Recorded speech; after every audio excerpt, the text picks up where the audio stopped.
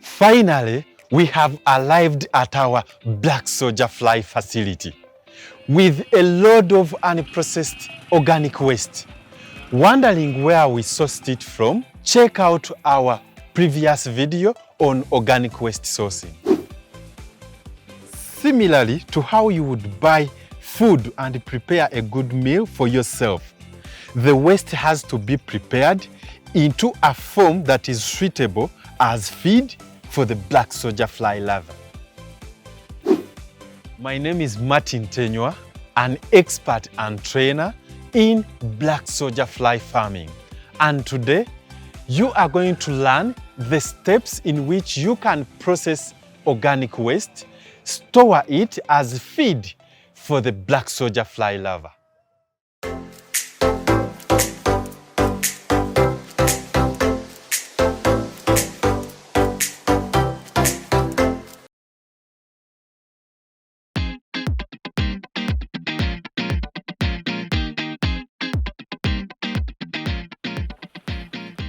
Step 1. Offload the waste from the collection vehicle to the waste receiving area. While offloading, manually remove the non-organic materials such as plastic, metals, and wood. Ensure that you put on protective gears like gloves, gumboots, and overall. Step 2. Reduce the organic waste particle size by chopping it using a panga. Alternatively, you can use a waste shredding machine. When the waste is crushed or chopped into tiny particles, it reduces in volume and it makes it easier to store.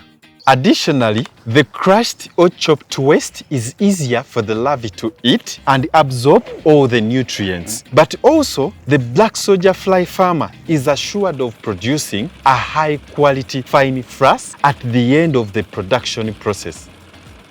Step 3. Let's look at the right way to store the waste. Put the waste into plastic drums that have an airtight cover and leave it for a minimum of 7 days. Covering cuts off the air supply and prevents the waste from rotting, but rather ensures the fermentation process takes place. When we ferment waste, 1. It prevents bad smell. 2nd, it kills any pathogens within the waste. And 3rd, which is the most important, fermentation process softens the waste and it makes the nutrients easily accessible by the larvae as it feeds to grow. If you cannot afford or access plastic drums to store the waste, use the plastic silo bags or bury the waste in a pit and cover it with a plastic sheet for use when ready. This drum actually contains waste that has been stored for 7 days. Now let's check it out and see how the waste looks like after the fermentation process. Wow!